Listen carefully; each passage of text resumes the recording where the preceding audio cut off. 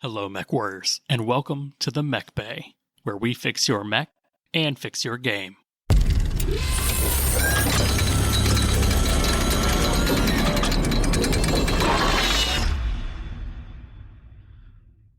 What's going on, Mechwarriors? I'm your host, Josh. I've got my co-host, Lore Master Denim, with me today.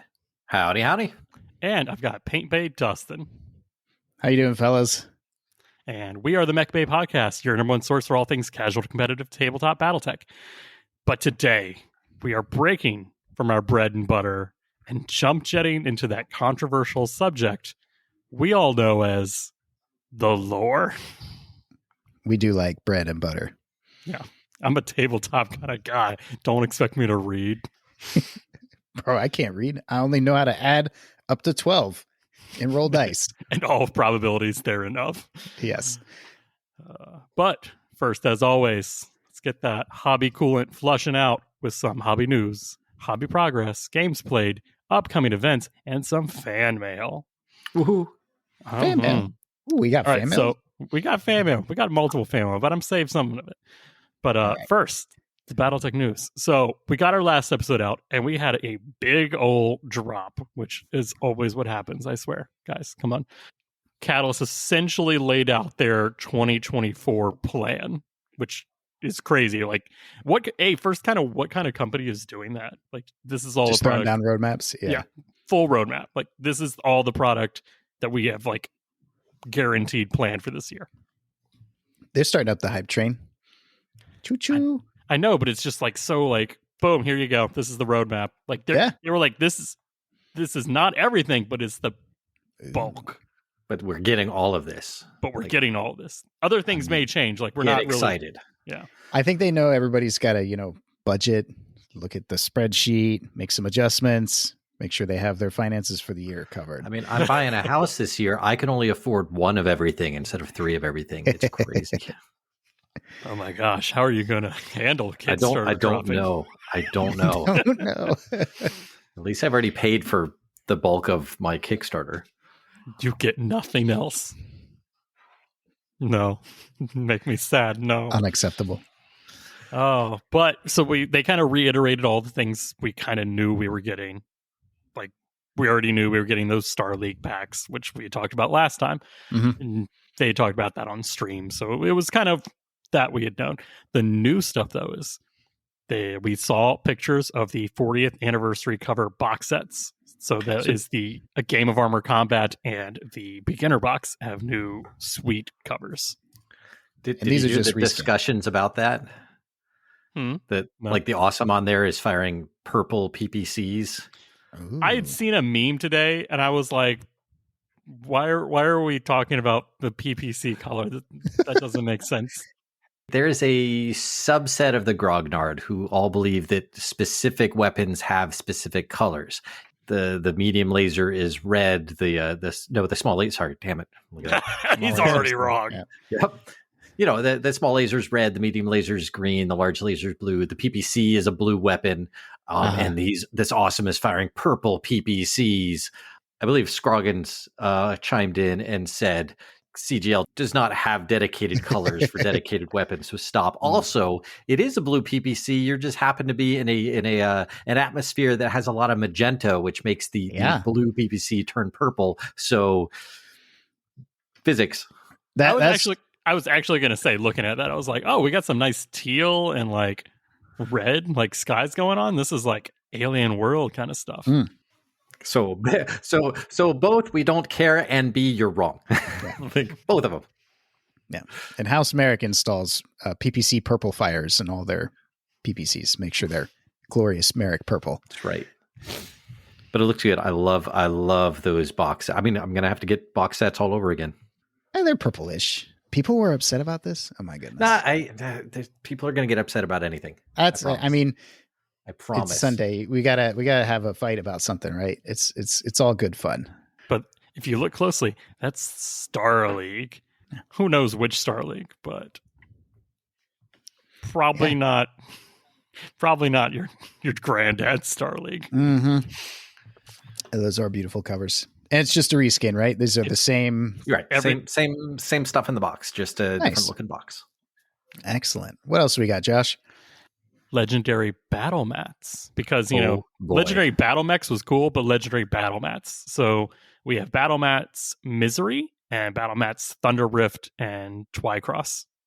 And so these are double-sided. We got Misery / Thunder Rift is one of them. The other one is, let's see, Twycross and Great Gash. So I know about Thunder Rift. Misery is where all the whatchamacallsums died, right? The Wolf Dragoons. The Wolf Dragoons, those guys. On the lore That's where wolves in the podcast, book. all the whatchamacallums die. Those guys. I'm actually light on my Dragoons. All my Dragoons knowledge is adjacent from non-Dragoon stuff. Twycross, Plane of Curtains and Great Gash. That's where Mr. Victor Steiner Davian got knocked out, right? Because they didn't want him to stay there. They knew they were losing it to the Falcons. Anyways. But yeah, so we can't see, like, they did not preview the actual, like, mats, like, color, terrain, or whatever. I'm going to go with Misery's going to be a terribly snowy place. Thunder Rift is going to be a big lake with a waterfall. Yeah. Lots of clay. That's a And we're going to have a clay. Yeah, the Twycross is going to be what? Just a big cannon with rocks? Oh, is that big storm? It's a big dust storm. Big dust storm situation. Bad. There was a Twycross map in the reinforcements box set. The one that came with all of the cardboard cutout mechs of like hundreds of them. I don't know what you're talking about.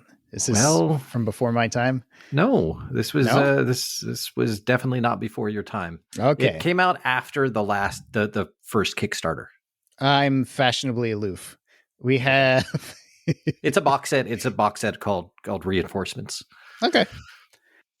Yeah, and I have no idea what the Great Gash is, but it's going to be in here. So it's on Twycross. It took me a while to find it. Yeah, I'd never actually. I don't think I've seen that one on the table. Yeah, I've got it. I just haven't brought it in to play. Wow. Here I am playing on the same 3 grasslands maps. It's your fault. It is your fault. Looks like we've got a new BFM. Yes, sir. It's big. It's I'm mappy. Excited. It's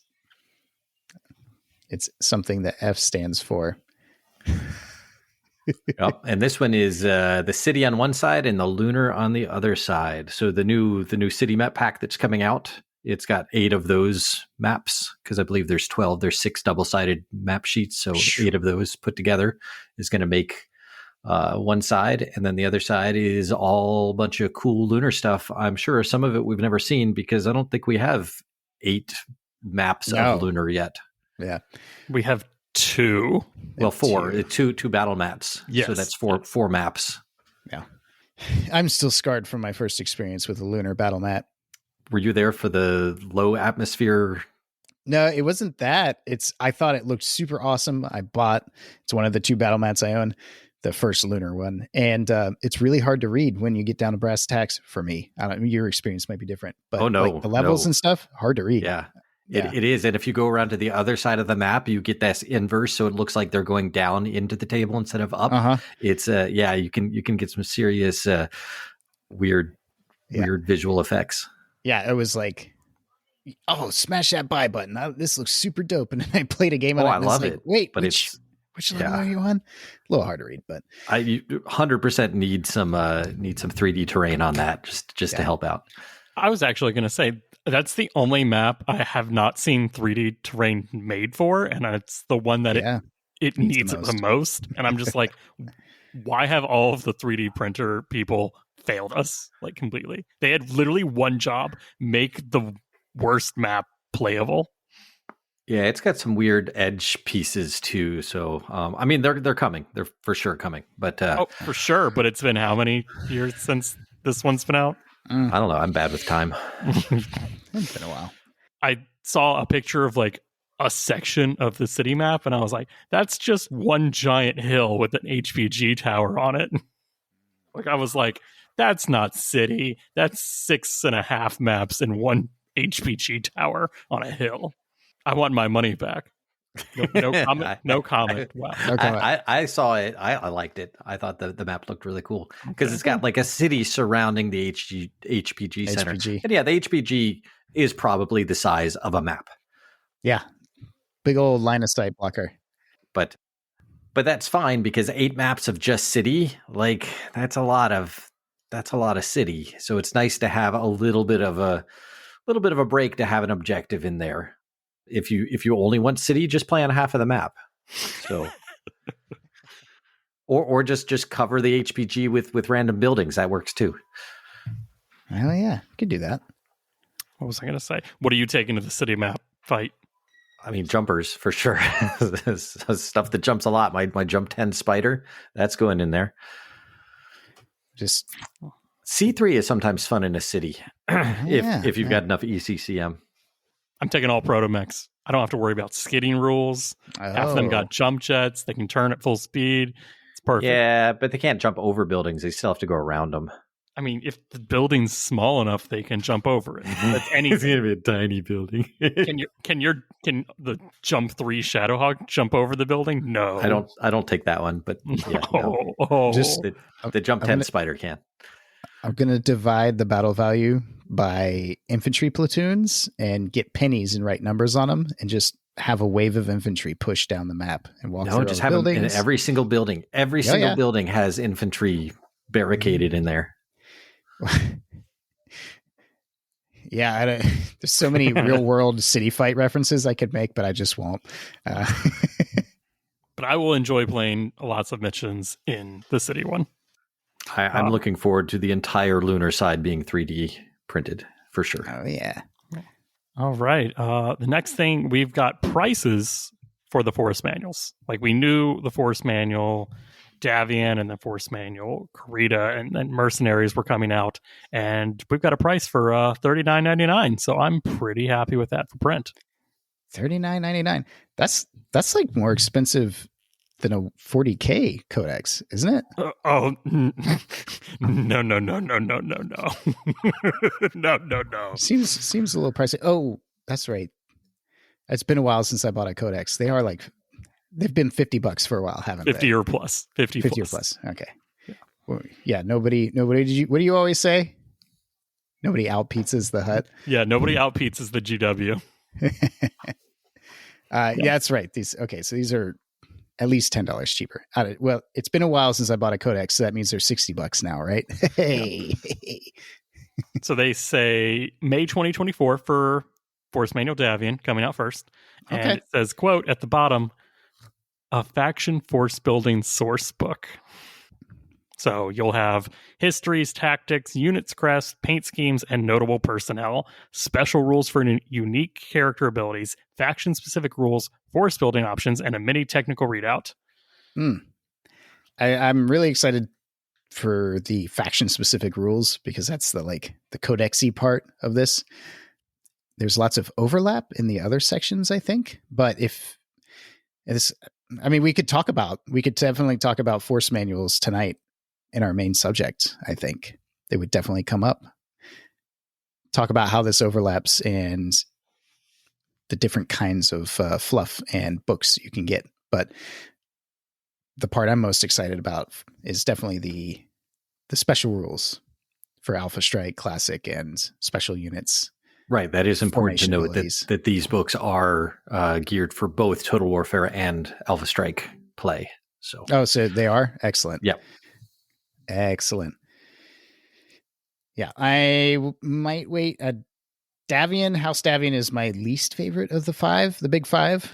So I might wait until the next one comes out or the Merrick one comes out. But you will be sad later if you do not have all of them on your shelf for that time that you need one. I guess. Because we'll have to wait till sometime in the summer, essentially, for Karita. I mean, we have to wait till the summer for this one, right? May. May's okay, I guess it's spring. Okay, all right. I'm from the South, man. All right. Interesting art on the cover of this. Looks different. Neither here nor there. We've got McCarran's Armored Cavalry Assault Lance. So this one we did not know about when they gave us all the Star League. Lance packs. This will be Right. another Lance pack. This is a Tianzong, a Repose Black Knight, a new variant of the Awesome, and a Jumping Star Slayer. So another Black Knight for your collection. yeah.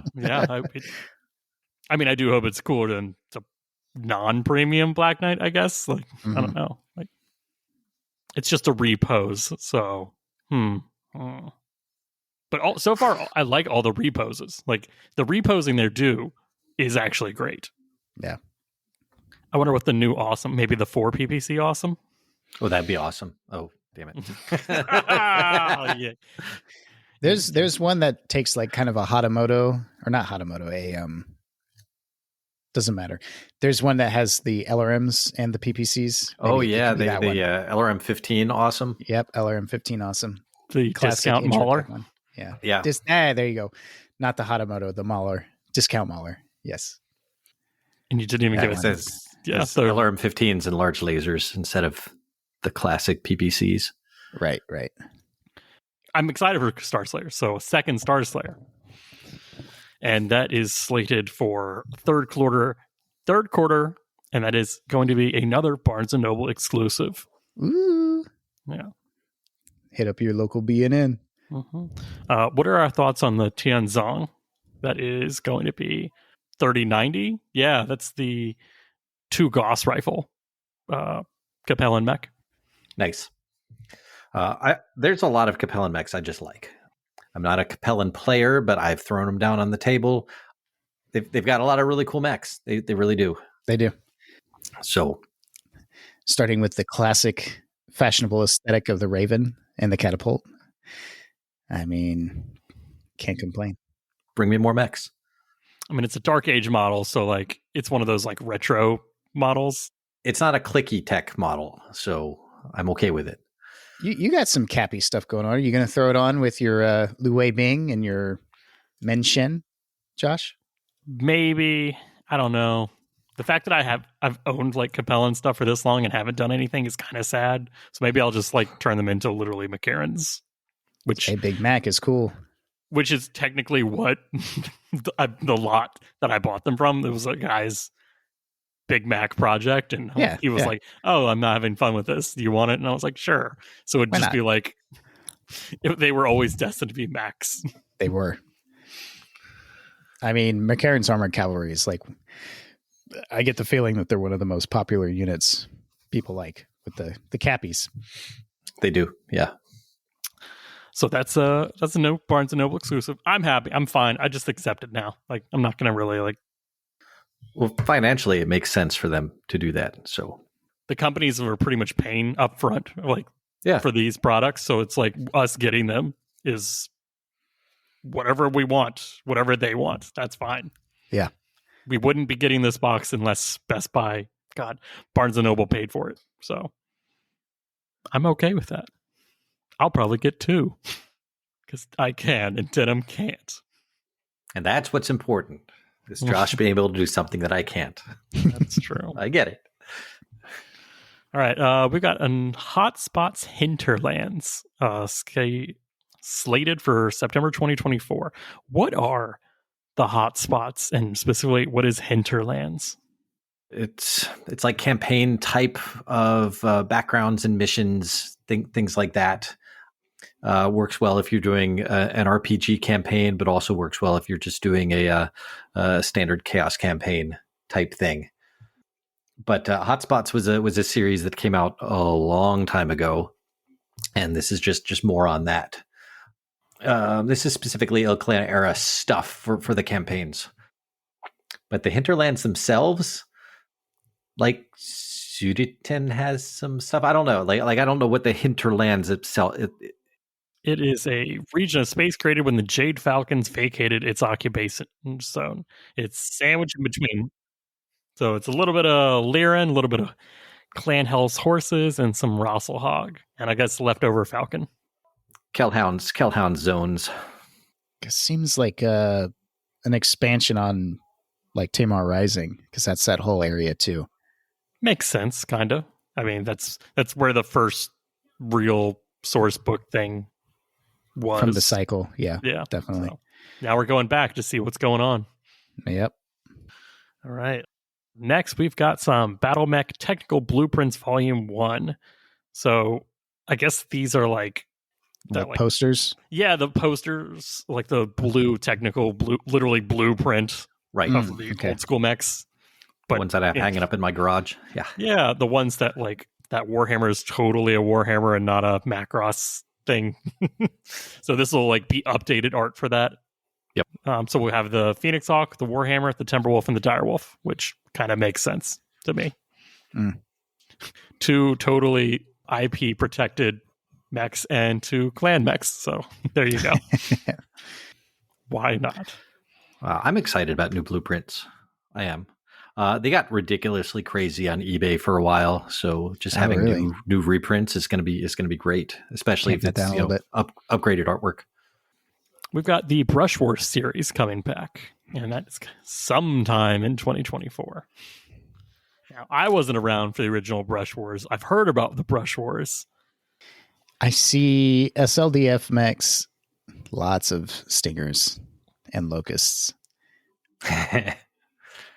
But yeah, this just looks like more expansion of the Succession Wars era.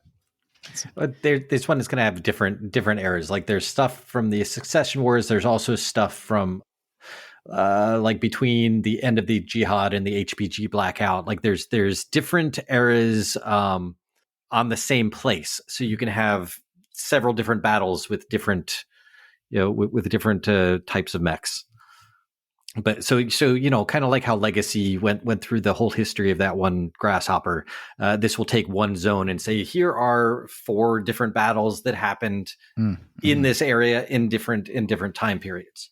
Okay, so more of a maps with arrows on it kind of campaign assistance document, source book / history book. A little bit of everything. It sounds like. I'm excited. Excellent. All right. Man, that's a lot of stingers. A lot of there's a lot of stuff coming down the old 2024 tubes, and plus apparently some things we don't even know about. So it will be an exciting year. Any other news from Catalyst? I don't think so. All right, so let's move on to some hobby progress. Hobby progress. I'll lead off. I painted 5 mechs. That's a star. Did you paint a star or did you? I've technically painted a Lance +1. Technically, if we get even further, I painted what's 12? Regiment? Company? No, it's a company. Okay, company. Thank you. I painted a company base coated, base colors. That's done. Nice. And I did the detail work for 5. Ooh. So from last episode, my Uziel and Hollander assembled all those guys, and I fully painted them. They are fully detailed, everything, cockpits, whatever. Anything I do now is just because I can, not because I need to. But they are done. I was like, whoa, how am I getting so much done? And I have to thank Magnum Danger on the Discord for running his war on gray plastic, where he's just it's a challenge now. You got to essentially bet what you can paint at the start of the month. And I was like, I got a week left in February or January. I can get that done. And I got one more done than I intended, technically. Yeah. It's always good to have a little structure. The hobby time needs all the help it can get. So you just getting your butt in the chair and getting, the tools out and actually sitting down, and then work happens. It just, it kind of, you're like, oh shoot, I actually did some work. Nice. Even if it's just an hour or so, and it all adds up. So a little bit of structure always helps. A little bit of a challenge, a little bit of a hangout. Yeah, it's good to see. But yeah, this was my first time technically painting red or orange. So that was a new learning process for me. I did new color. I base coated gray because that's where I feel comfortable, I guess. That's what I'm good at. I can start from a gray and go anywhere. Then I took it to a nice brown, and then I literally used one of those contrast style paints. I used the brightest fluorescent orange and just did the tiniest coat on it. And that built it up. It gave it this weird tone that I kind of liked. It's not what I originally went for, but I liked it when I was done, and I just dry brushed it up from there to like almost like an orangish red. Yeah. So that I had like, of course, set apart. Like I had 2 Centurions, so I was like, all right, cool. We're gonna do a test model for one of these. Hated the first one that came out. I was like, oh, this is god awful. Like no. But by the 3rd Centurion, I think I nailed it. It wasn't so bad. Yeah. So don't be afraid. Choose your least favorite mech. Make it a test model. Absolutely.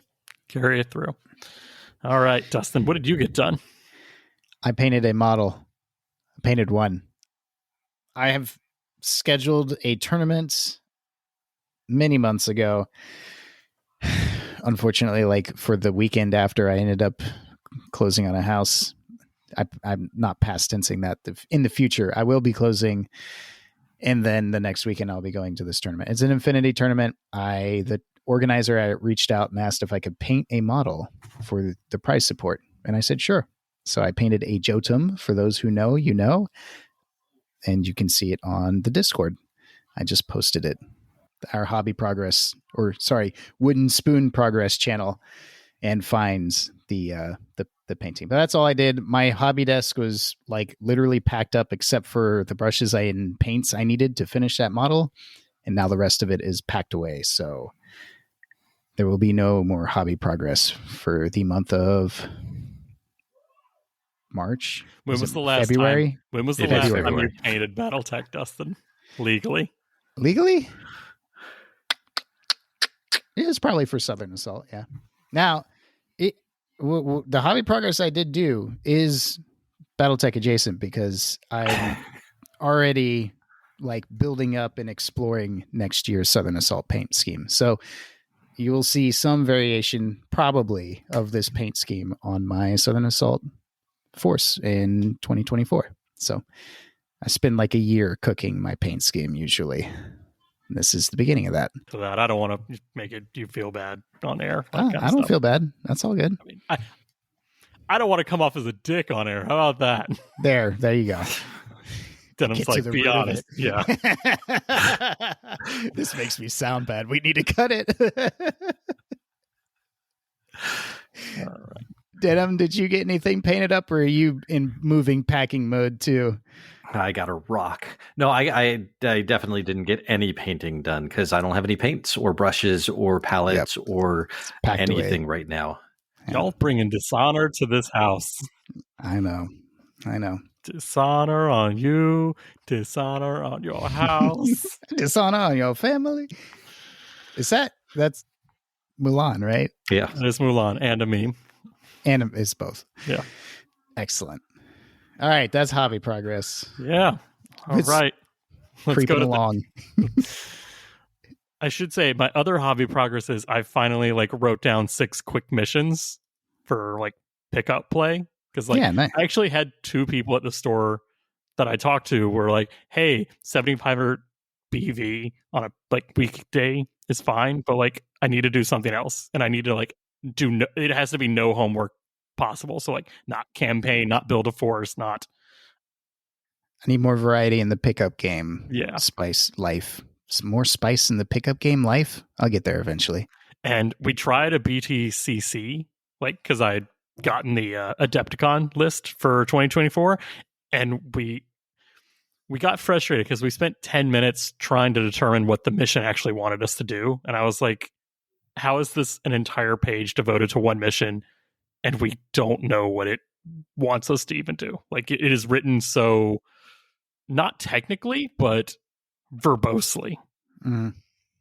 I was like, they could add a picture and it would have been better. But so me and them kind of like talked through some stuff. We made a quick little objective mission and it worked out pretty well. And then I was like, cool, let me just write this down so we can keep playing this. Then I was like, oh, well, let me just throw in Dustin's Triangle Tournament missions and really just go from there. So I was Bada like, bing. Cool. And I was like, 6 missions, 1 piece of paper, as fast and easy as you can get.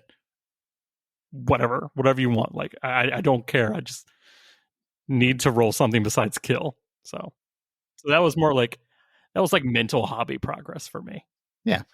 I definitely feel like here at the Mech Bay podcast, we are strong proponents of don't just kill. Just game 3, like get 1, 2, maybe 3 learning games in, and then branch out immediately. It's going to make the game much more enjoyable. Unless you really like to just kill, then I'm not here to stop you from doing that. I mean, that's what my whole Solaris games are about. Just kill. But they're Solaris, so it's different. Yeah. Only kill. Only kill. Yeah. But yeah, but for games played, I actually got 3 games in. 3. That's right. 3. That's big 3. That's impressive. I'm getting games in 2024, like more games than I want. I want them all. That's the problem. My first game was against Scott, and we played a 7,500. So we took that BTC mission, and we're like, hey, we can make this like a normal, fun mission. So we just took 4 objectives. We made them like sticky. So as soon as you touched it, it's captured until someone else walks on. I was like, that's great. Like you're not having to play turret tech on an objective. Like we're better than that. So we did that. I took a Toyama, a Gurkha, a small APC, some purifiers, and an Excalibur. And I did not link anything C3I. I was like, no, we're just skill up.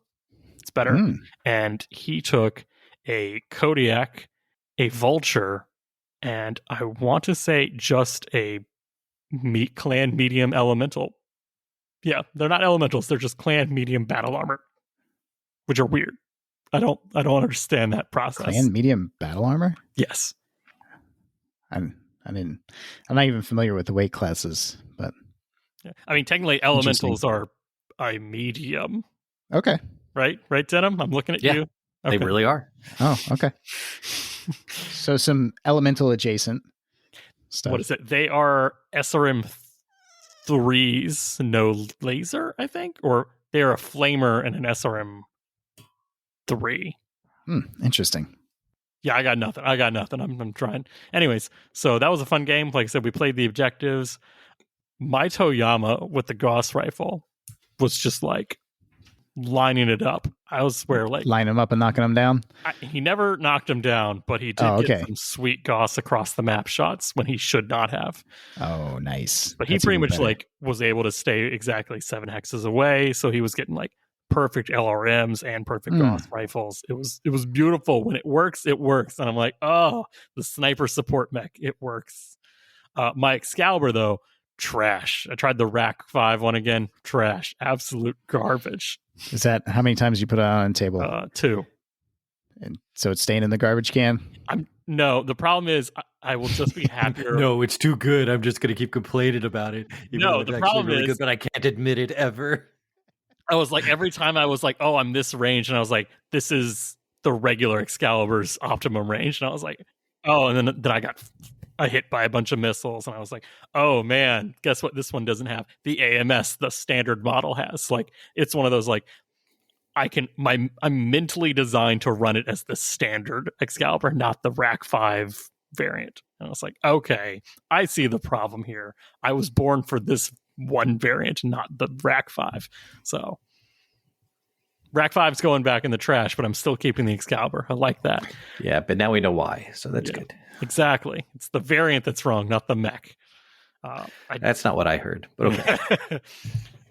There was a sweet moment where the Vulture was like super crippled and was coming at me, and the Excalibur, it's lost a leg. Like it had taken that much damage, lost a leg. And I was like, what do I need to stand up?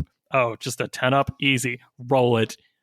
Boxcars. He stands up and he's like, I got one last shot. This Vulture's like got no armor left anywhere. It's got a broken gyro. Anything will take it out.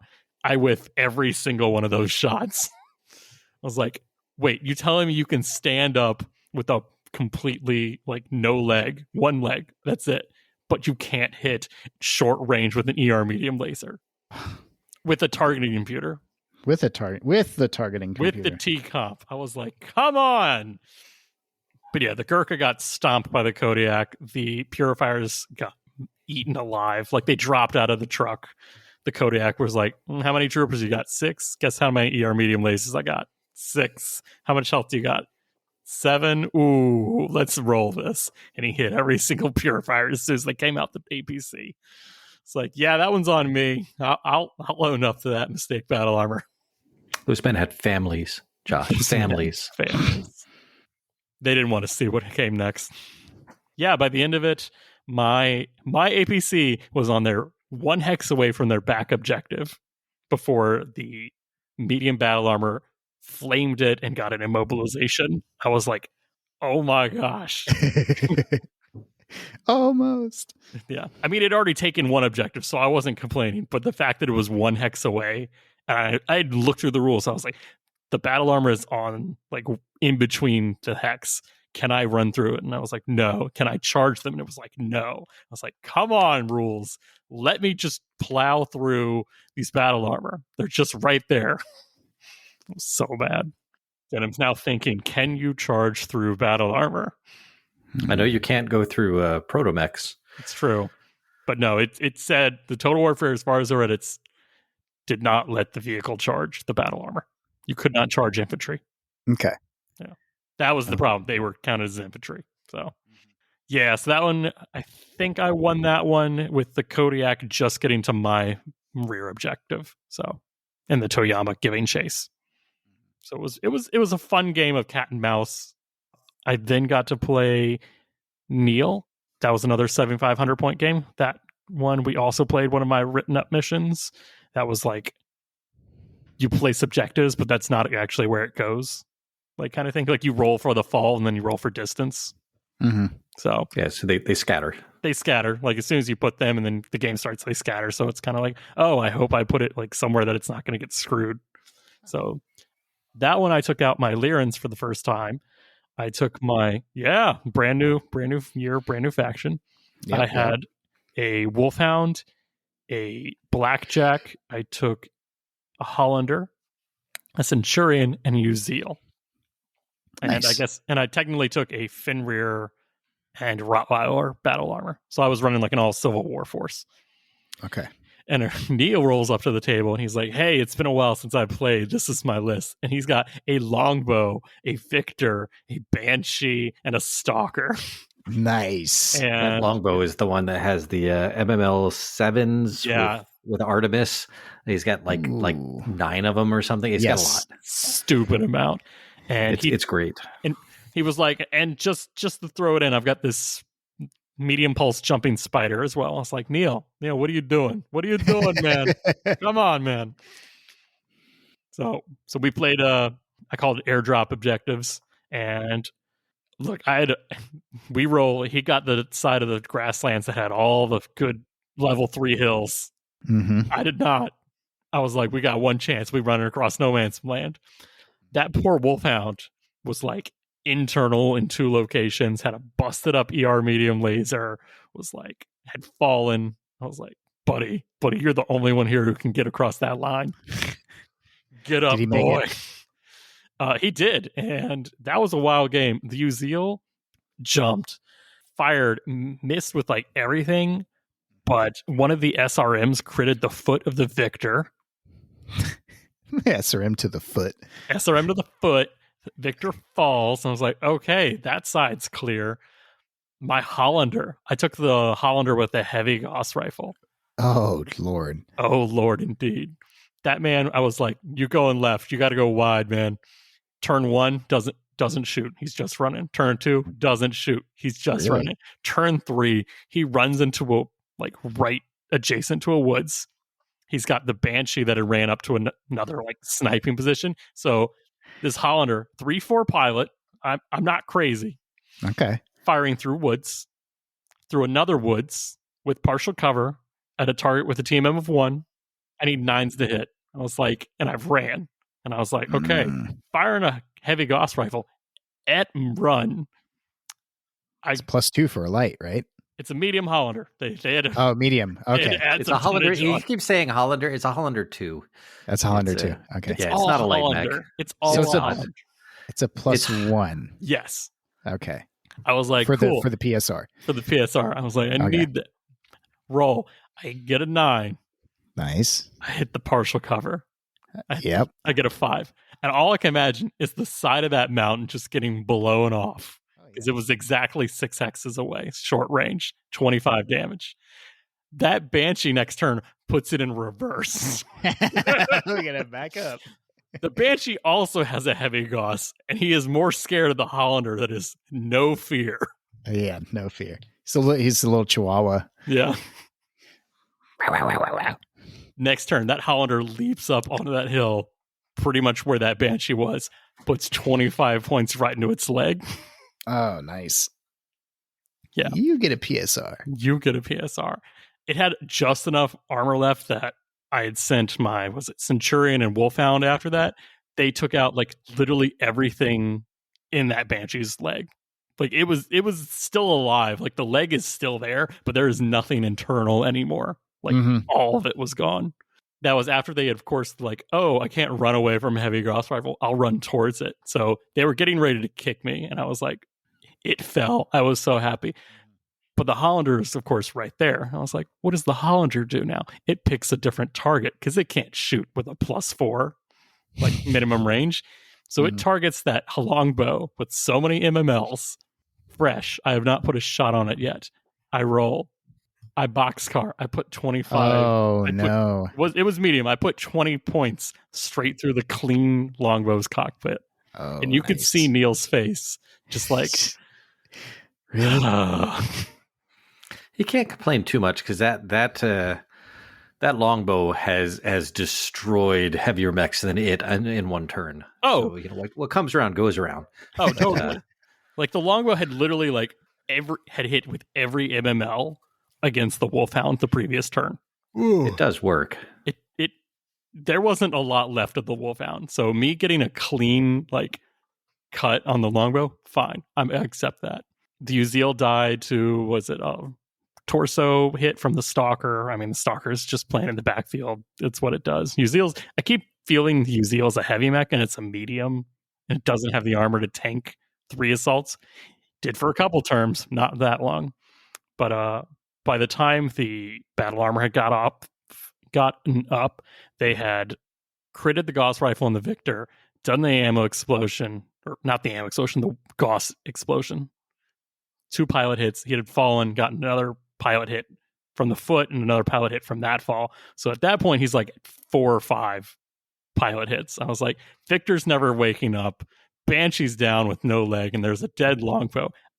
The only thing that I had neglected this entire game was the spider, his stupid jumping spider, just grabbing my objectives. My poor little blackjack trying to chase the spider down. Yeah. I had taken AP ammo on this blackjack with the target no. You should have taken precision ammo with the targeted computer. I'd taken it for the AP. I was like, I want to put AP rounds in some assaults, and it was like, no, you're only going to get to use precision against it. And I was like, come on, man! I took the AP for a reason. So, yeah, the spider wasn't looking great, but it still jumped to all of my objectives. So I was like, fine. So by the end of it, he was up on objective points, but he technically only had a Stalker left. A strategic victory. Yes. He paid for that victory in men and metal. Mm-hmm. And I'll just do a quick one. My last game was I want to interrupt and say that is the most work I've ever heard of a Hollander doing. I've exclusively only seen Hollanders catch some fire and fall over and die. That is all I ever see Hollanders do. So, it was my go-to in Mech Commander 2, man. Yeah, no, I was like, I need to buy a Hollander right now. And Scott in the previous game, I was like, yeah, I just bought a Hollander. And he was like, Hollanders don't kill. They do kind of dictate where enemies want to go and don't want to go. And I was like, no, that ain't me. I'm a run down assaults. And I mean, the best was I'm firing the Gauss at a different target, standing next to a target that he's karate chopping. And I was like, this doesn't make sense. I'm getting more money out of this Hollander than any other mech on the field right now. Like I said, I've never seen that before. So nice. Yeah. I have drank from the well of the 20 damage point firing, and it tastes good, folks. But my last game was, like I said, up against Matt. He had wanted some Adepticon practice for the Wolfnet. And so I built I didn't build a full 350. I built a 250, and we kind of played with that. I also took my Lyrans roughly, so that was a good game. He was taking Clan Goliath Scorpion, and we tied on King of the Hill for that one. Nice. I was able to get onto the objective, but he, of course, was just being skill 3 clans, was able to shoot pretty much anything I put on the objective off. Yeah. I have never rolled worse in any of my games. It was the worst. I had 6s to hit, and I get 1. I was like, Yeah. Come on, guys. Better. So I'll take that tie. Absolutely. Yeah. The Wolfnet is kind of a 250 now, isn't it? They kind of added 50 points to what you take to the table. Yeah, I guess that's inside game news. So the Wolfnet format has changed. Shifted a little bit. Yeah. Shifted. They are now, you play with 250 points out of your 350 roster. You still bring 350. You still bring 350, but you play with 250 and a max of 10 units. And artillery is banned. You can use the off-map artillery, but no unit artillery. That's fair. I get that, sort of. I'm an artillery lover, but... No, artillery is easy. No one's ever had to read through those rules. Oh, I mean, it's not that bad. It's not that bad, but it's Nobody very complicated, and it's nobody walks away happy from artillery, no matter what. Sure. So. I do. I do. I like artillery, but I get it. Yeah. Very understandable. Very. Yeah. So he had a dasher, and that dasher got to live until the end of the game. I was like, wow, okay. This is what it's like. That's why. Yeah. Anyways, those dashers. That's why I bring artillery. All right, Denim, what kind of games have you gotten in lately? Oh yeah, I got at least 3 games in since last we did this. I also played Matt, but this was classic, not Alpha Strike. He's I'm here to help people. So when he wants a little bit of experience trying to tweak some lists for Adepticon, I'm here for you. It's a good sparring partner. Yep. Well, I was trying out some new stuff too. Ooh. Unfortunately for him, but he was a very good sport about it. I decided to add the Crusader, was it the 9BR to my roster, and that's the one with TSM and 2 claws and a bunch of medium lasers. It was fantastic. So yeah, turn 1, I just fire everything and run, and with the XXL engine, it's a 6 heat for running. So go up to 9 heat. Turn 2 is the scary turn because I was just running out in the middle of the field. I had 0 cover around this guy, and everybody fired at him. And Matt couldn't roll above a 4 on anything. Yeah, that's so rough. On turn 3, I took the head off of his pristine awesome. On turn 4, I destroyed his Phoenix Hawk. On turn 5, I took out his Rifleman. And at the end of that, his catapult's just like, I surrender, I eject. Yeah, because I had taken no internal damage on any of my mechs. Jeez. And I got so lucky that turn that he missed everything, because that would have just ruined it all. So we both learned a little bit, but it was a lot of fun. So I took that lance again up against EJ the next week. He fared a little bit better. He had a Daishi and a Goshawk, a Piranha, a nice fast Piranha, and some battle armor. And he went up against that lance. I got lucky on turn 3 and got that Crusader next to his Goshawk. I needed 9s to hit. Well, I needed 9s to hit with everything, but I missed with all my lasers. And they poured so much fire into that Crusader, gave him 2 engine crits. It was bad, but I needed 9s on the punches, left arm head, got that 20 points to the head. Nice. So took out the Goshawk, which was more BV than the Crusader. Right. And then everybody else kind of converged on the Daishi. My Spider legged the Piranha. And Piranha is speed, so without any speed, the Piranha is just like, Piranha is speed. Piranha is dead. A leg Piranha is just like, you might as well just eject now, man. Like you don't have the range to prop up. Like, you're just waiting to die. It was a super close fight, and it went back and forth like multiple times. We had 4 people watching that match, and yeah, it was just one of those. Oh well, you've lost now. Oh, he's lost now, and it just goes back and forth and back and forth. But it was basically a rematch for his dashi, because the very first time I played him, I hit him for 7 points in the head. On the dashi, and then I kicked him with my spider, and he failed his PSR, and he fell on his head. Oh no! And crushed his cockpit. So it was a dashi with 7 points of damage just crushed his cockpit, and it's all gone. This time the dashi lasted till the very, very end, and it was super, super close. But again, he failed a PSR, and he fell and triple critted his CT with the dashi. But since he already had like a gyro hit, that was it. Like there was no mathematical way of him taking 3 crits and not just being dead. So you didn't make him roll it just for no, we did. reason. We did. Okay. We did, but like you could see it in his eyes when it fell again, and he rolled that 12 for the crits. He's just like, I can't do this. It was such a fun game. But the most fun game that I had this last cycle was again against Jason Hansa. He was traveling up from the more southern parts of North Carolina, and he stopped in for a fight. Nice. He stopped in, and he's like, "Hey, I've got this Northwind Highlanders box set." So he just took that, and he made a 10K list. And I said, "I have the Grey Death Legion box set. I will also make a 10K list."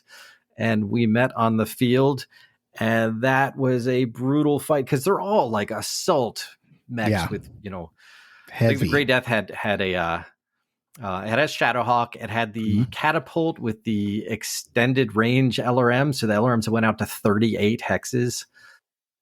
They're crazy. And then it had the Gladiator with the rack 2s.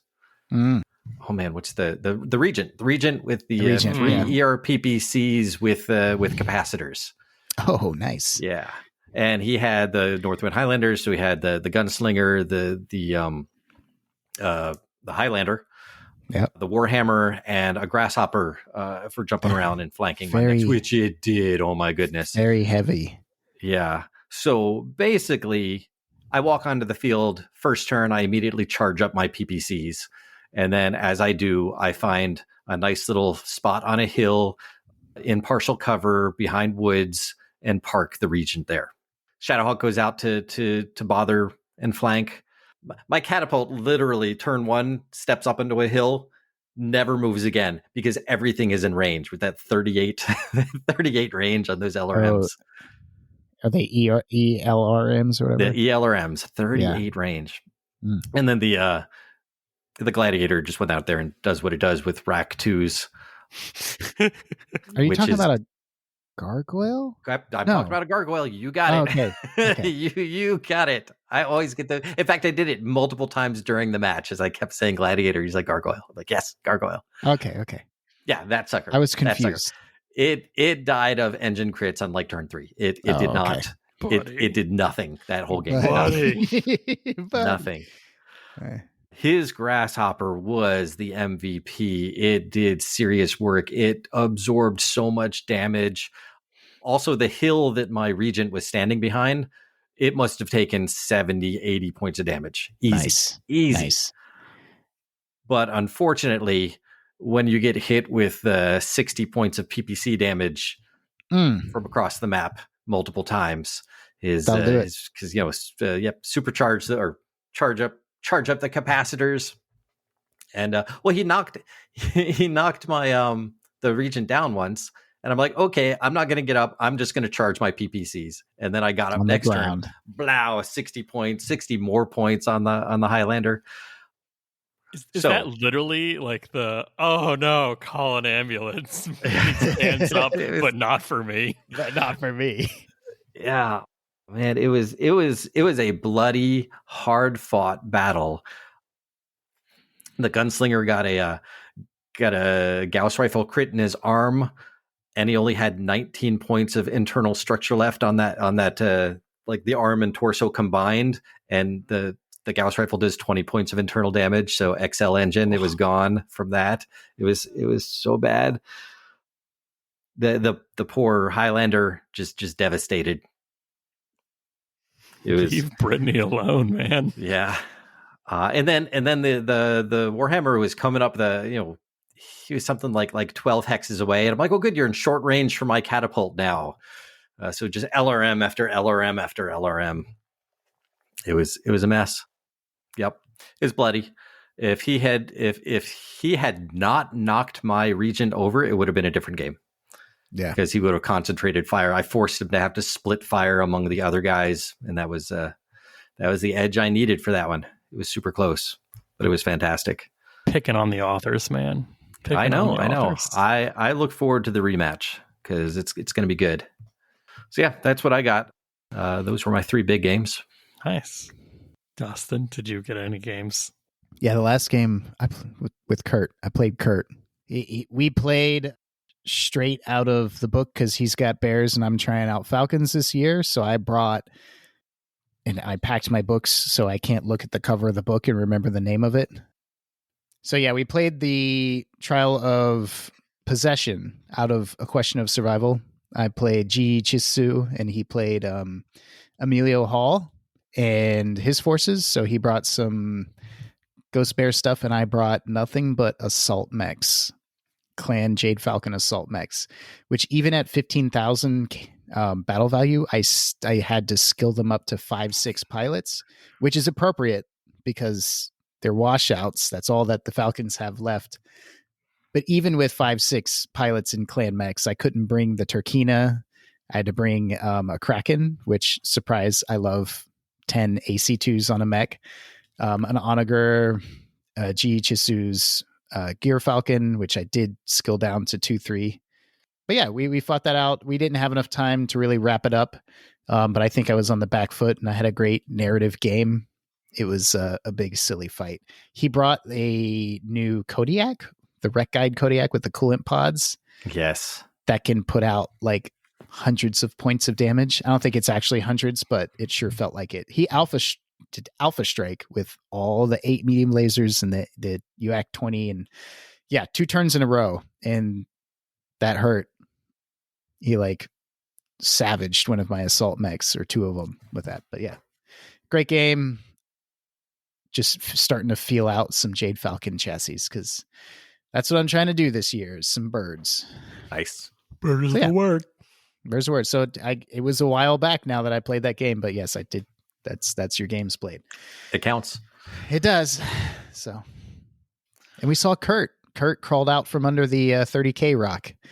And it's the K-hole. It's the K-hole. The K-hole. Yeah, there you go. He crawled out of the K-hole. I haven't played a game with Kurt since before COVID. Really? But it's good. So it's like old times. It's been 3 years. It really has. But yeah, Kurt's excellent, as always. Yeah. All right, let's get some upcoming events because we've got three that we just added into the BattleTech events calendar, Google Docs / Google Sheets on the Discord show notes thing, and you can catch it anytime. We've got BattleTech, the Richmond Open, and that is May 3rd through the 5th in Richmond, Virginia, and that is close. Yeah, that'll be classic. So you're not going to that one? I'll probably go. Oh yeah, May's a weird month. May's a weird month. We'll see. We've got Brawl in the Bluegrass, and that's 8,000 BV. That's classic BattleTech. That is in Lexington, Kentucky, and that is April 12th through the 14th. Representing classic. I like it. I know. And then we have Motor City Mayhem in Detroit, Michigan, May 18th, and that's 300 points Alpha Strike. Nice. Very nice. Yeah, so we got 3 events, and weirdly, I know all the 3 people that are running these events, so good luck to all you guys.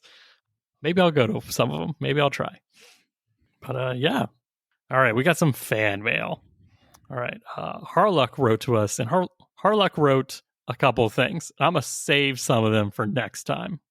Okay. But the one thing was they wanted to know about the punch-out mechs, like the little cardboard standee punch-outs. They were like, past and present. Eject. We've taken too much damage. Punch out. Oh, yeah. Hardy har. Thank you. Yeah. That's what I'm here for. He's like, punch out mechs past and present.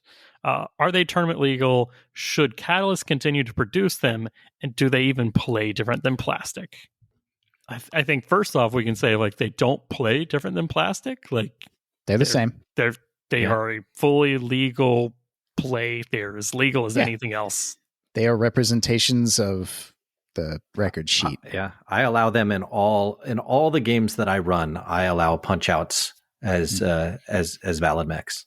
I mean, part of me is like my dream game is just really cool stylized like art stand-ins. Like you pick your favorite artist, almost like whatever style, and you just whatever have that drawn and like put it on a standee like that. That's I would have nothing but the Japanese variants of exactly. No, like that's the thing. It's like I can run anything in any style, any variant art. Like I can literally pick my favorite artist and their version of it. Like, I would run standees any day. Actually, speaking of that, I've got the Japanese box set. I could have my Japanese Shadowhawk standee. I should start bringing that. It is super cool. See, you can pack up all your mechs or your plastic and you can play with cardboard until you move. Yeah, I can do that. Definitely. They ask how to protect them. I still have my Punch-Out mechs from my original box set from '86. I've never done anything to them. They're fine. I haven't done anything special to protect them, and especially the new ones. The new ones are a thick cardboard that's laminated. Thicker than that '86 cardboard? Yeah. Okay. Yeah, they're so thick. They should hold up. Yeah. Yeah. They're down with the thickness. Just be gentle with them. Like, don't Don't lick them. Don't dip them in any liquid or anything. The new ones are a little bit more water resistant than the old ones, but even though I've spilled stuff on mine, they still work. Like I have not lost a single one. If you try to tear them in half, they're going to be torn in half, of course. Don't do that. But if you try and snap an arm off of a plastic mech, that's going to happen too. So as long as you're not crazy with them, you don't have to do anything. They last a long time. Are they Alpha Strike? What do you guys think for Alpha Strike? Because they're skinnier, thinner. You can get some weird line of sight things going on with those. Is that an issue? It's not an issue because distance is measured from the outside, so you're consistent on that. So they move technically the same amount. And moving, damage, yes, but if they're behind a building, receiving damage, rear arc would be a little tricky. That's tricky, but I will say this: all damage is measured to the center. So, like, it's not how big your hex is; it's a center thingy. So the measurement portion does not change. Can they get better terrain? Perhaps. Maybe. I mean, as always, it's going to be a question for your opponent. It's going to be a question for your tournament organizer. And are they tournament legal? That depends on your tournament. That depends on your TO. Every tournament is ran differently. There is no tournament format for BattleTech. There's no official. I will say a lot of like conventions are like, hey, if you have the option of running miniatures versus, paperboard or whatever, they kind of like, they prefer miniatures. Like Adepticon is like, hey, if this is a miniature option, run miniatures because we're a miniatures convention. Yeah. Yeah. That's just up to your TO. All right, guys, should Catalyst continue to produce them? Yes. I want Catalyst to produce weird ones. Yeah. I'm like different artists, different artists, like get weird, like it's just paper, it's just paper, like it's cardboard. I understand, like there is a cost, like there is a packaging, there is a shipping, like it is not a fully like free product, but I could also be like, hey, if you produced Contio cardboards, like I wouldn't complain. Yeah, well, that reinforcements box has everything from the first Kickstarter, like everything. It's got the stone rhinos. It's got it's got all of those. If they do a reinforcements 2 for this Kickstarter, I will also be buying that box set. It gives you hundreds of mechs. The one thing that I guess they could do is they could make a silhouette size for small, medium, large, and assault mechs, and then the die cutting wouldn't have to be changed. And you could just change what you printed on the, light, medium, heavy, and assault mechs, because it'd all be the same silhouette size. You could put all kinds of illustrations inside the little standee, and then you wouldn't have to retool for a different die cut. You could do that too, I guess. But yeah, the sky's the limit. Keep on making them. Yeah, I'd like them to make more. Yep. I'll be the dissenter in the crowd, though, and say that I always prefer my little plastic boys or metal boys. And I'm not going to not play with somebody who has, just punch outs. But if I'm going to prefer playing a minis game with the minis. That's just me. Yeah, but I'd rather play than not play. I'd rather them play than not play. So I will always allow the cardboard standees at my games. Always. Yeah, it comes with battlefield support combined arms tokens. So yeah. I'm looking at the reinforcements box now. And I'm like, yeah. It's a good box. Especially if you're on a budget, My only thing with the reinforcements box is it should have been different stuff. Like I understand that's what it is. It's like, hey, if you don't want the miniatures, or if you only bought some miniatures, here's the punch outs for everything else. I'm like, everything. Yeah. I'm like, multiples of every single mech from the Kickstarter. I'm like, give me the weird stuff. Give me the things I don't own that I don't want to buy right now. That I like. Yeah, that's just me. So should they keep making them? Sure. Yeah. I don't see a reason to stop. BattleTech is a board game. It's not just a miniatures game. I'm looking at the BattleTech reinforcements. That's it. It's everything. It's a lot of stuff. It's awesome. That's a lot of punch. That's a lot of cardboard. All right. Anything else? That's it for me. All right. That's it. All right. Let's take a quick break and then get into our main subject of Order 66, Lore Time with Dustin. Your mech has reached the age where it doesn't back down from a challenge. This is the age of knowing how to make things happen. So why would you let something like Myomer dysfunction get in its way? Isn't it time to talk to your Aztec about Myomergra? 20 different Merc units already have. With every succession war comes responsibility, so ask your Aztec if your reactor is reinforced enough for deployment. Side effects for Myomergra can cause trigger lag, spontaneous coolant flushing, sensor ghost, and structure overheating. Seek immediate refit if your Myomer is at triple strength for more than 4 hours. Myomergra, it's time to take back your home planet.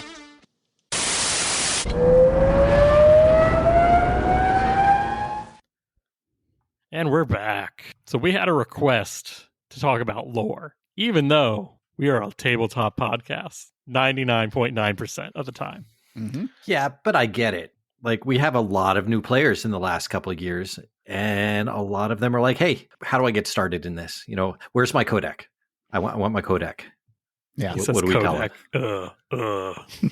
Yeah, there is a mountain, a frankly frightening mountain of fluff in BattleTech. So we're going to kind of take it back. We're going to hit our roots here a little bit. There might not be as much for our longtime listeners in this one. But for those of us that are new and joining us and joining BattleTech, the modern era, and you're looking to sink your teeth into that fluff, we're going to kind of break it down tonight. There's kind of some overarching categories of fluff in BattleTech, and we'll kind of hit the highlights that, in our opinions, best represent those categories. And then we'll finish with some of our favorite fluff moments. So we have to define the problem. That's always rule one for the MechFay. Define the problem. So we're going to say this. When we say lore, what do we mean? What do we mean?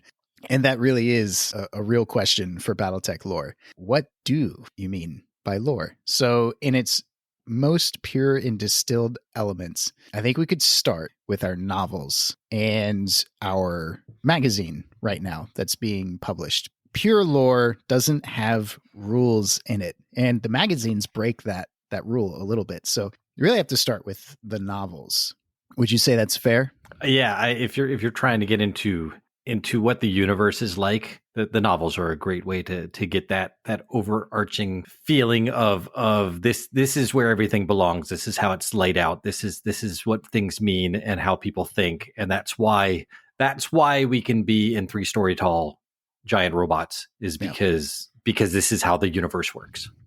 So I'll say, like, on your XY graph of BattleTech lore, you might have like rules will be the Y graph, and the X axis will represent our lens. How focused are we on the universe? And our novels tend to be the most zoomed in you get. We're dealing with characters, their conversations with each other, classic novel stuff, plots, hopefully character development, not guaranteed. Oh, gosh. This English class. We are a universe at war. Why are we at war? This is the why. Because they took my home planet. So yeah, we'll leave the shrapnel. We'll kind of end with shrapnel, but we'll start on our proper novels. So there's some common entry points. I do want to say for novels, except for some very rare exceptions, they are not meant to be consumed in chronological order, either by published date or by in-universe date. They are all, as I said, with some very rare exceptions, they are all standalone. If you're getting into a trilogy, obviously that's going to be a trilogy, but that'll be obvious. There's only a couple of those: the Warrior Trilogy, Great Death Legion Trilogy, the first and the second one. Outside of that, there are going to be bits from other parts of the universe that tie in if you're reading more and more of the fluff, but you don't have to start in any kind of order. But I think we will start with the first books, not in universe dates, but in published date. And that is the Grey Death Legion trilogy. You're looking at me. I totally agree. Grey Death Legion is a fantastic starting point. I'm not going to say it's the best written books in the world, but it is where it all began. You will be able to tell if you're going to like reading BattleTech books if you enjoy the Grey Death Legion trilogy. Definitely hits it just hits all the numbers. It hits the marks for sure. Yeah. Now I feel a little angry. That was not what I was told. I didn't enjoy my first one. Yeah. What were you told? I was told Wolves on the Border, and I was like, this is bad. And this instilled a long-term hatred for anything Wolves Dragoon related. Interesting. Yeah. Dustin's literally putting like multiple like brain plots, and it's like, this explains a lot. A lot. I will say, just a warning for the Grey Death Legion trilogy, its target audience is a 15-year-old boy from 1989. So you're going to catch some of that. It is a book of its era. But yeah, like Denon said, it is quintessential BattleTech novel. It is mostly the formula that we're working with. It is a staple of the genre fiction that is BattleTech fiction. It sets the stage for so many things. Up next, if we're ready to move on from there, I have another recommendation for entry points into the novels. So we have the Warrior Trilogy, definitely setting up the clan invasion era, some major players, the big, feud, would you call it, between Phelan Kell and Vlad Ward, and just, setting up 2K-id. Any comments on the Warrior Trilogy? Loved it a lot. It is a great one to follow the Grey Death with, yeah. I personally enjoyed the Warrior Trilogy a little bit more than the Grey Death Legion Trilogy. And before we go to Shrapnel, if you're new to BattleTech and you're like, what the hell is the clan invasion? And I don't even know who the Grey Death Legion is. I go to my local game store and I play the Ill Clan era because it's 2024. How do I get into the most modern era, the Ill Clan era? Through novels. There's Hour of the Wolf, which was the premier Ill Clan. It is the novel about the battle for Terra. It is a big novel. It's grueling, intentionally written to be grueling, but it does set up kind of the setting of the stage for the whole era that we are in right now, which is the Ill Clan era. Right. So a great entry into modern BattleTech fiction. Right. You definitely don't have to read other books before it. But we have our recommendations of our favorites. I think we're talking about the Grey Death Legion. I think it is the great grandchildren or the grandchildren. I think it's the grandchildren, but grandchildren. I think it's grandchildren. Grace and Death Carlisle's descendants have a new trilogy. These are kind of shorter novellas that kind of got put together. I'm pretty sure they got recently wrapped up into a trilogy. But there's the new Grey Death Legion Omnibus now. Yeah, the characters from those books are who I was playing against Jason Hansa in that game that I played. And speaking of Jason Hansa, I'm pretty sure I'm not misquoting him when I heard him say that his recommendation to get readers into the Ill Clan era is to read Question of Survival, which we just did a couple months ago in book club. Excellent novel from the point of view of what's left of the Jade Falcons. Some pretty groundbreaking stuff in the Ghost Bears Dominion. Things are happening in the Ghost Bear Dominion. It's getting wild out there. But another really good, solid read. Okay, well, if we're talking about Jade Falcon, though, going way back, because you just kept going before I could input my bad. I said the Warrior Trilogy was a great one to read after the Grey Death Trilogy. That's not what I read next, though. I agree that one probably would have been the best one for me to read, but I read the Jade Phoenix Trilogy right after Grey Death. Ooh. And if you want to know anything about the clans, that really, really digs into this is clan society, this is how it works. And therefore, whenever you read another book that talks about the clans, you have this image in your head of, oh, it's them. And it's those people. Yeah, that trilogy was a very good intro to clans, for sure. Nice. I've not read that one yet. I should. Oh, you should. I should. Because yes, the Warrior Trilogy is a Inner Sphere / clan perspective trilogy. And so you're saying this is all clan. Is this Pride? Yep. This is Pride. Okay. I've heard a lot about them. Aiden Pride. Yep. Aiden Pride. Okay. Yeah. Definitely read that one. So moving away from pure fluff, books with literally no rules in it. There's a tiny bit of technical readouts and there's a little bit of rules sprinkled in, but it's still a lot of bite-sized short stories from all across the eras. It's a magazine publication. It is easy reading. The stories are from a big variety of authors, and I really recommend all the shrapnels. Yep. There's some double features, some shrapnels that claim to be the bigger. I think Shrapnel 10 was one of them. Maybe Shrapnel 14 was one of them. Yep. But yeah, those shrapnel is great. I love the shrapnels. It's print on demand. They're like $14. Yep. You can get them on PDF or you can get the print on demand. I prefer the print on demand, but I will read them on my Kindle anytime. I'm a POD fanatic. You can take the same number of pages. This might just be me, but you could take 400 pages of novellas stuck together, and you could take a 400-page novel, and I will just chew through the novellas. And I'll be like, man, that 400-page novel is a slog. So yeah, if little bits of fiction broken up is better for you, definitely recommend Shrapnel. It's going to hit all the eras. If you really like a particular Shrapnel story, it'll tell you what era it's from. And typically you can kind of punch some of those keywords into Sarna, and you can find the larger books from those time periods generally, because not all of the Shrapnel stories, but the bulk of them are just filling in little bits that happened around larger narratives in the universe. I would say at least 50% of them are. The other 50% are just one-offs. I think that's pretty much it. Those are some great places to start with just pure distilled fluff. And it's real zoomed in. You're going to get characters. You're going to get individual personalities and story arcs. And I think if we take the lens and we zoom it out on our x-axis a little bit, we're going to hit kind of an oppressive amount of fiction, because we're getting into our source books, our error reports, our technical readouts. And for me, when I was coming into the hobby, I could look at novels and I'd be like, cool, novel's a novel. Thanks to Mech Bay Podcast, you mansplain novels to me. But I don't know the difference between a field report, an error report, a field manual. So like this will be the bulk of it. Let's break these down. And I think we should start with my favorites from when I was a child, the technical readouts. Yes. Yeah.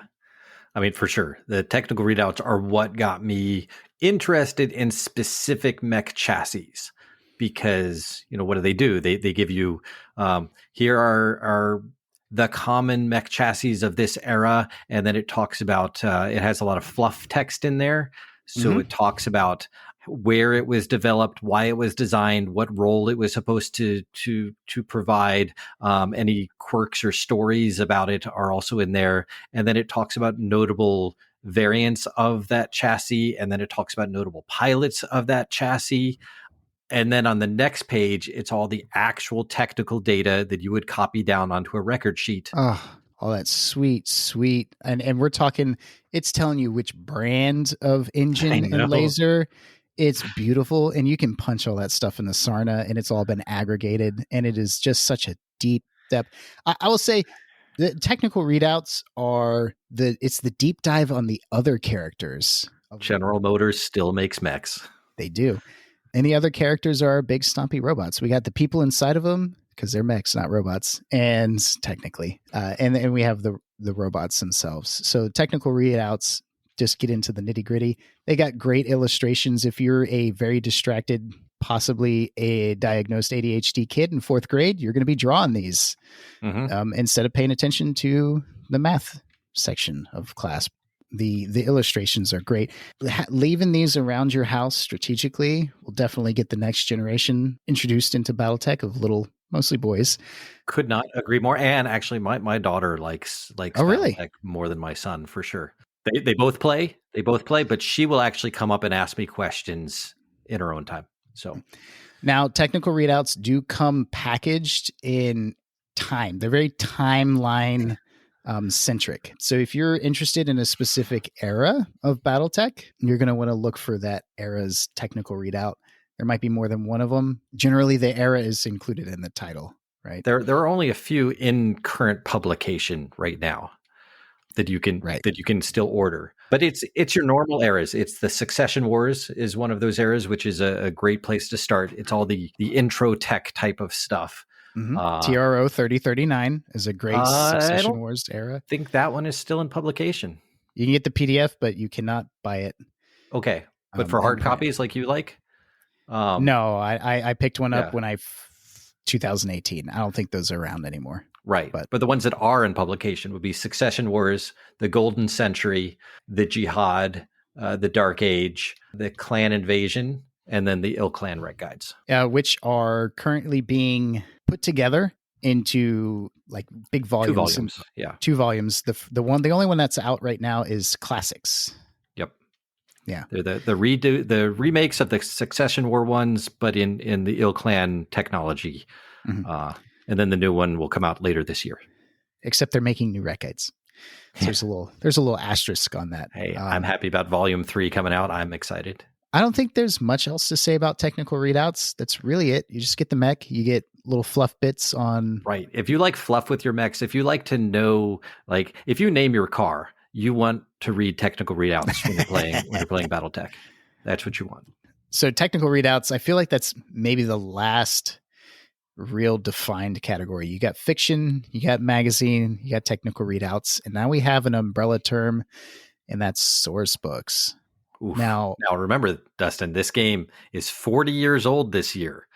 There is just an insane amount of information out there, some in print, some not in print, some like reference. This is a really intimidating section for sure. Super intimidating. So we here are going to try to break it down for you.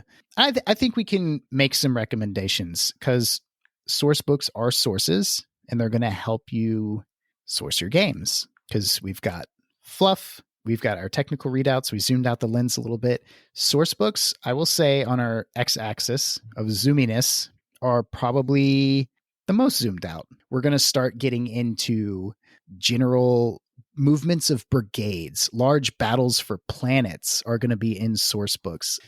TO&E's table of equipments. An organization for organization and equipment. Yeah. Organization for regiments. You're going to find this kind of stuff. You're going to find arrows on maps. You're going to find those in source books. Basically, all the stuff that you read about in novels, this is that distilled into something that will make sense to you for the universe. You want to know more about this planet or this character instead of reading another novel. You can just go look it up. It's like an encyclopedia that you can go look up information about people, places, weapon systems. Yeah. How far away is this planet from this planet? Source books will tell you. So are there any easily defined, if I'm a new player and I'm coming to the fluff and maybe I've picked out an era that I'm interested in, clan invasion or not jihad, Dark Age, Ill Clan. We don't talk about the jihad around here. Succession Wars, and there are jihad source books. There are. I read through them for my fluff and lore. Right, but the problem, well, we won't get into that because the problem is the one comment that has been passed, like the one question that has been, it's like, no, we're gonna ignore Josh's thing. Yeah. Do you want to talk about jihad source books? Because it's all opinion, it's not canon. What did you get out of the jihad source books? I got a better understanding of what was going on, like as a whole. Like, not, you can read the wikis and all that and be like, oh, this is what they did, and it's like, okay, this is a like one paragraph quote from like a trooper on the dropship, like going to the thing, like here's a reporter embedded on the warship going to the battle, like, and then like the technical, like, all right, 12 ships deployed, blah blah blah, maps with arrows on them. Yeah. So it's like, okay, like it gave me the big picture, and then it went little picture, and then went back to big picture, and it was not great to read, but it was like, okay, if that's all I have, then that's all I have.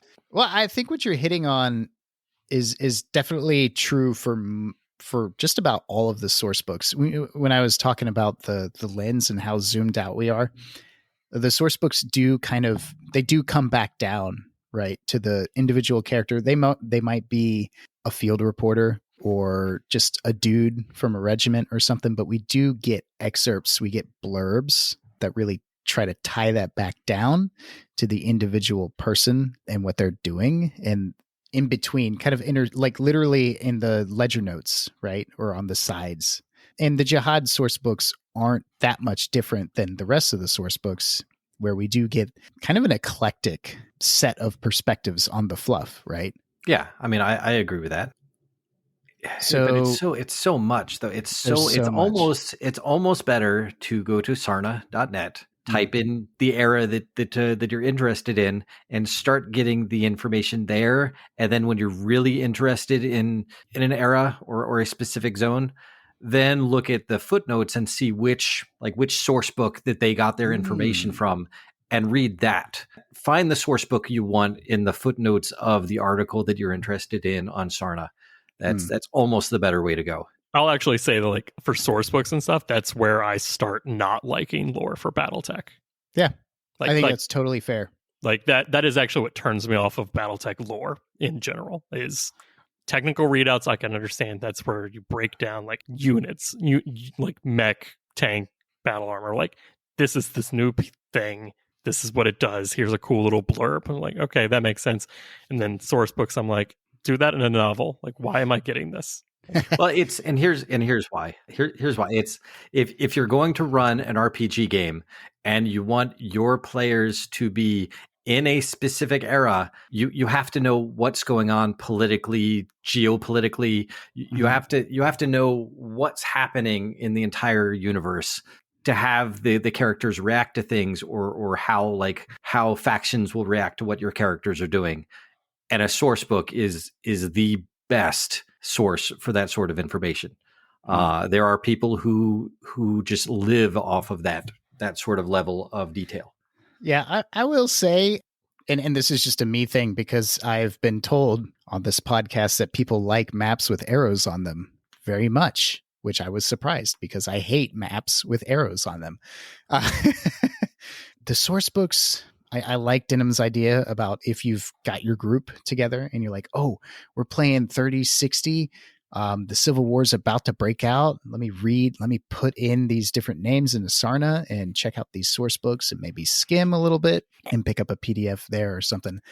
I do think maybe an easier way to approach the question, what is the best place to enter into source books, is to maybe talk about our favorites. Because I definitely have a favorite set of source books, and that is the era reports. So there is Era Report 3052, Era Report 3062, Era Report 3145. You can kind of pick a era, and you can pick up an era report. And what are you going to get in the era report? You are going to get the major events of that era. You are going to get the major characters and players, the big names of that era.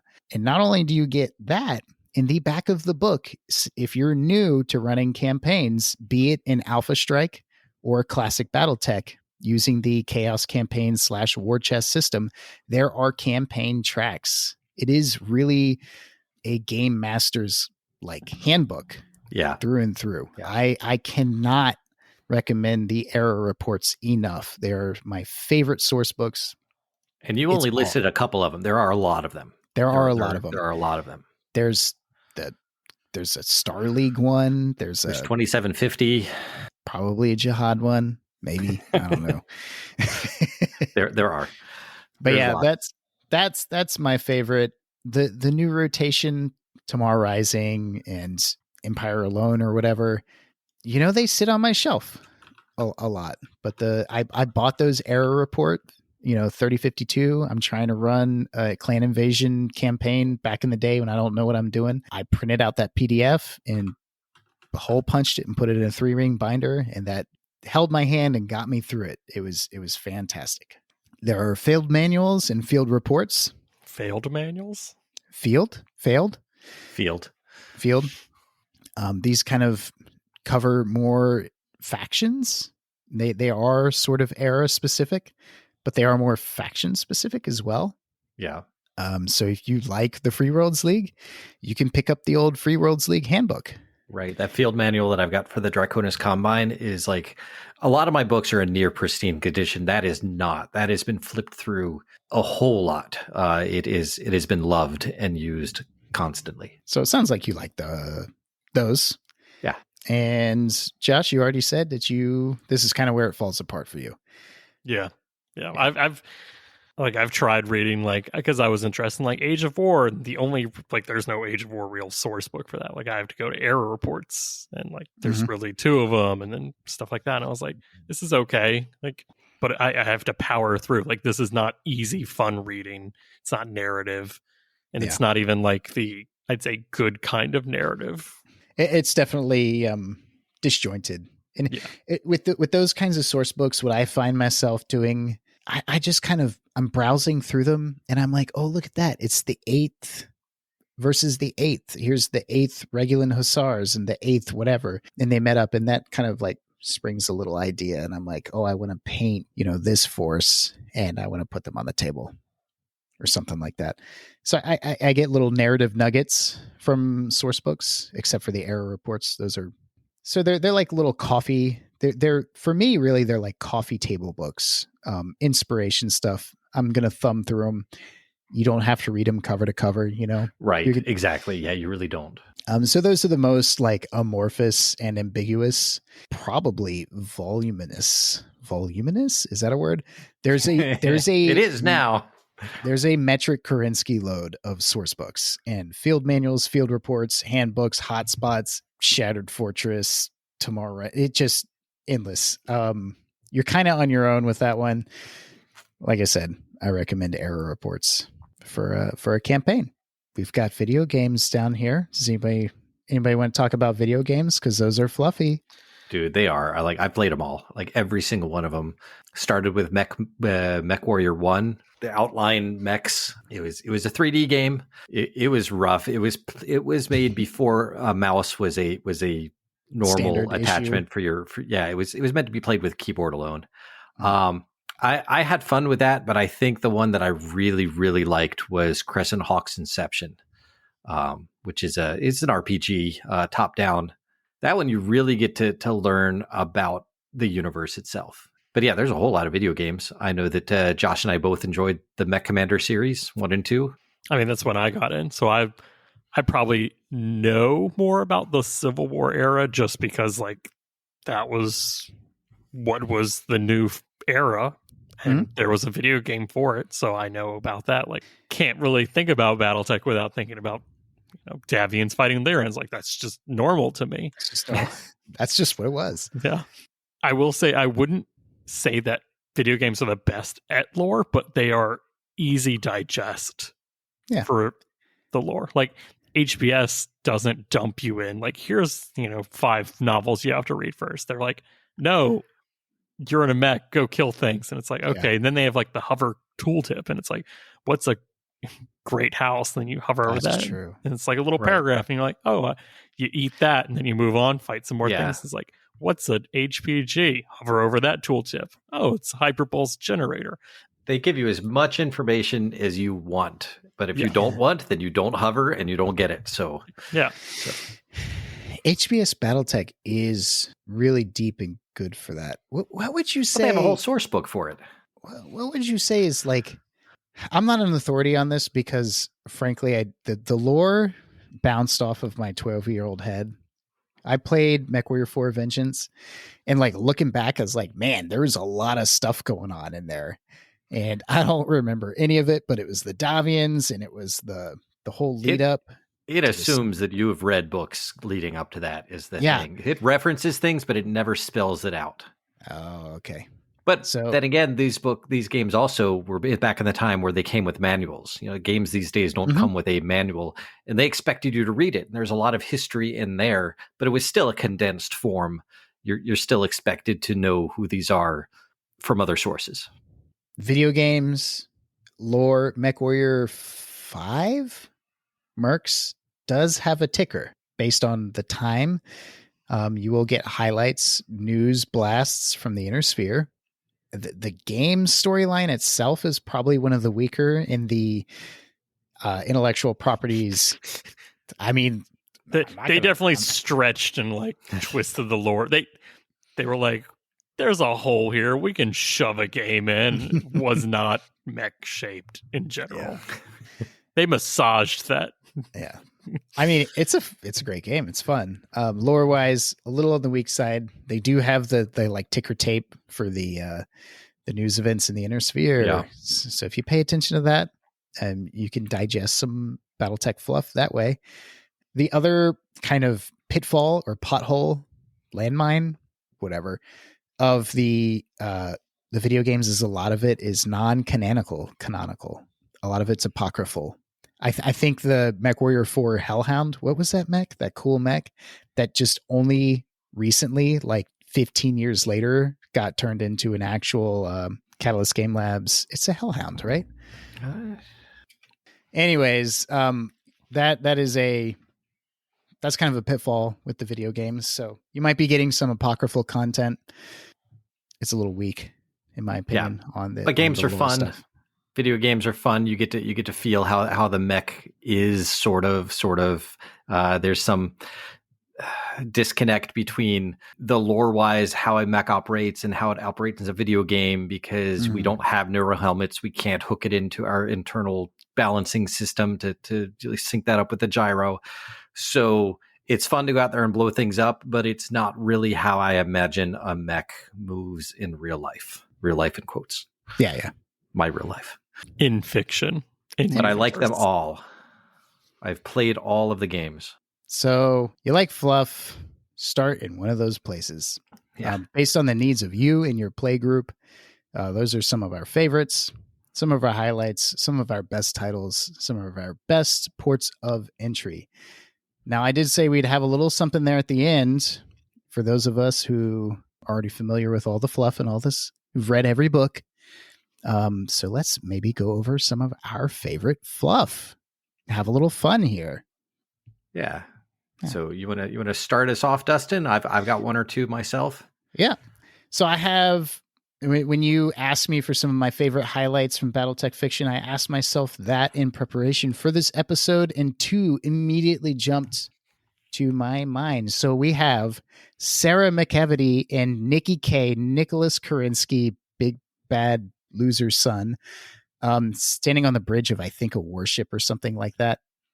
This vignette, this moment really distills the beginnings of solid clan culture and just how they settle their differences of opinion, because Sarah McEvity and Nicholas Crincy have very different opinions, and they're just chatting it out like two people that really don't like each other. And they're like, we're about to settle this on the field of battle. And it is badass. Yeah. It's so badass. And that's how the clanners do it. It's just like, oh, you think you're a big boy? Let's go see who survives. And that's the winner of the argument. Another one is Obadiah Jake Chawla from the Chaos Irregulars doing defense for a mech, I think a Merrick mech company doing secret research. And people are infiltrating. They're trying to dig up this research. The research is Gauss rifles with different kinds of ammunition. And he ends up in a mech, in an experimental mech, immediately behind a different experimental mech that tries to use its experimental Gauss cannon and explodes violently. And he's like, you know what? Maybe I won't use that. And it's just really funny. It really puts you in the command couch, in the neuro helmet, so to speak. Really one of those visceral, awesome moments from BattleTech fiction. The camera lenses zoomed all the way in. You're just riding in the along with this character. So another highlight for me. And I'll keep it short. And those are my two. Does anything, any great highlights for you guys come to mind? I mean, yeah, there's like the classic, I believe, when the clan mechs were first found, they were, nobody knew what they were. And that one point where the target computer is like, there's a marauder or a catapult, a marauder, and it just freaked out and said Mad Cat. And that's where we got the name for the Timberwolf for the Inner Sphere. Was one of my favorite moments in any book. Phelan Kell and his Wolfhound. Wolfhound, yep. And then the other one that I just remember, Kai. Oh, I guess the author just told me that it's pronounced K Allard Liao over on Twycross, where he's standing at this pass. Twycross. Yeah, it's on Twycross, but it's at that certain pass. He's at this pass, the Gash. And he's like, I am K. Allard Liao. I am killer of men. This pass is mine to ward. And he just challenges everyone. Like his Hatchetman doesn't have an autocannon anymore. Most of its lasers are gone. He's just like, I have this club. I'm going to beat you to death. Either one of you, like I challenge you, come at me one at a time, come at me all at once. I don't care. I'm going to take you all down. And he just stood there and just every mech that came by or elemental, he was just smashing them. There's more to that story. So you should definitely read that book. But just him standing there making that quote was fantastic. And the clanners are into that kind of stuff. They're they really are. Don't threaten me with a good time. Yeah, his tactic worked, and it was fantastic. Josh, when I ask you about steamy BattleTech fiction, what comes to your mind first? To my mind first, that's a tough one. I know what's on it recently, which is thinking about warships in orbit. Like I said, I just finished Isle of the Blessed, and I still can't get over there are warships in orbit that if you fight too big of a battle for too long, they will just shoot you. So everything is on a, razor's edge of we have to fight it and then we have to run. Like that kind of is something you don't think about in BattleTech. There are the other air supports, the space support. So yeah, the big assets floating in the sky. It was real cool to Davian and his battle master is literally running Mr. Hans. It's not Hans because it's Jihad. He's is it Julian at that point? Julian Davian? I don't know. Just too many Davians. I was just going to say Davian. You have no idea. You read some of those source books. There's no idea. They're all Davians. Everyone's a Davian. Everyone's a Davian.